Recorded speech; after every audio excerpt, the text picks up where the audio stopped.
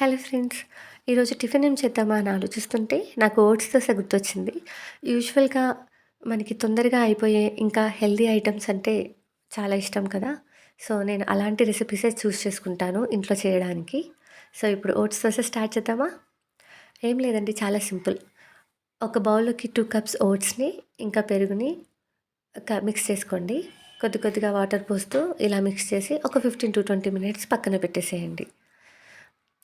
ఈ 15-20 మినిట్స్ అయిపోయాక ఒక మిక్సీ జార్‌లోకి ఈ ఓట్ మిక్స్చర్‌ని అండ్ ఆనియన్స్‌ని, పచ్చిమిర్చిని ఇలా అల్లం వెల్లుల్లి ముక్కలుగా కట్ చేసుకొని, ఇంకా మన టేస్ట్‌కి తగ్గట్టు సాల్ట్‌ని వేసుకొని మెత్తగా గ్రైండ్ చేసేసుకోండి. అంతే, పిండి రెడీ అయిపోయింది. ఇంకా ఓట్స్ వేసేసుకుందాం. సారీ, దోస వేసేసుకుందాం.